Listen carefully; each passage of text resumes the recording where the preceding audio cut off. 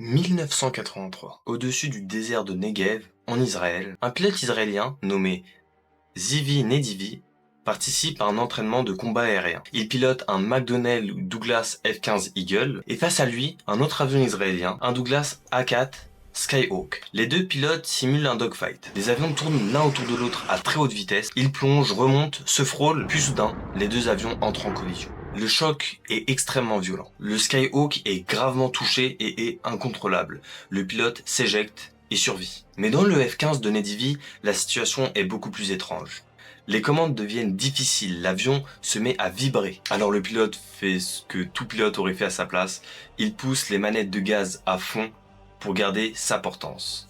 Et contre toute attente, l'avion continue de voler. Nedivi ne voit pas encore ce qui vient de se passer, mais en réalité, la collision vient d'arracher presque toute l'aile droite de son avion. Pourtant, le F-15 reste en l'air, et même plus. Son pilote va tenter de réatterrir à la base. Il approche de la piste à une vitesse phénoménale, presque 2 fois la vitesse normale pour ce genre de manœuvre, puis les roues touchent enfin le sol. L'avion ralentit. Et lorsque les équipes au sol arrivent, elles découvrent une scène presque irréel. L'avion vient d'atterrir avec une seule aile. Quand les ingénieurs du McDonnell Douglas voient les photos, ils pensent d'abord qu'il s'agit d'une grosse erreur. Selon leurs propres calculs, cet avion n'aurait jamais dû pouvoir voler. Alors pour comprendre comment un avion peut survivre un tel accident, il faut revenir à la naissance du F-15. Dans les années 1960, en pleine guerre froide, les États-Unis découvrent un nouvel avion soviétique extrêmement rapide, le Mikoyan Gurevich MiG-25. À l'époque, cet avion inquiète énormément les stratèges américains. Il vole très haut, très vite et semble capable d'intercepter n'importe quoi. L'US Air Force décide alors de concevoir un avion entièrement dédié à la supériorité aérienne. Le F-15 effectue son premier vol en 1972. Et très rapidement, ses performances impressionnent les pilotes comme le public. L'avion possède 2 moteurs extrêmement puissants. Il peut dépasser Mach 2.5, soit plus de 2600 km/h, mais l'une de ses capacités les plus impressionnantes est sa montée. Une version spéciale, appelée Streak Eagle, a même battu plusieurs records mondiaux. Cet avion pouvait atteindre plus de 30 000 mètres d'altitude en seulement quelques minutes, mais la véritable force du F-15 vient aussi de sa conception. Son fuselage est très large et très plat.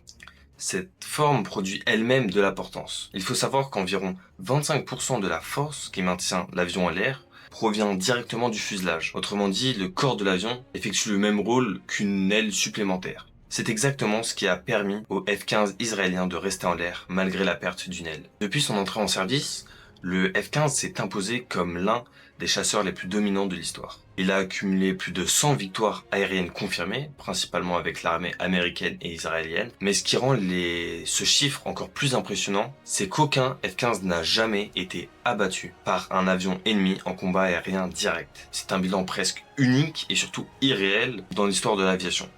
Il faut le savoir, mais le F-15 possède également une place très particulière dans l'histoire de la guerre spatiale. En 1985, un F-15 modifié décolle avec un missile très spécial, appelé ASM-135.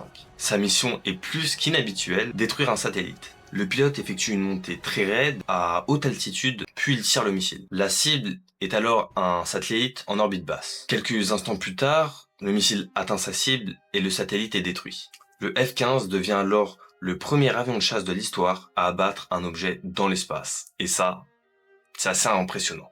Même plus de 50 ans après son premier vol, le F-15 reste une véritable légende de l'aviation. Un avion capable de battre des records, de dominer les combats aériens, et même de revenir à une base aérienne avec une seule aile. Alors vraiment, faut le faire.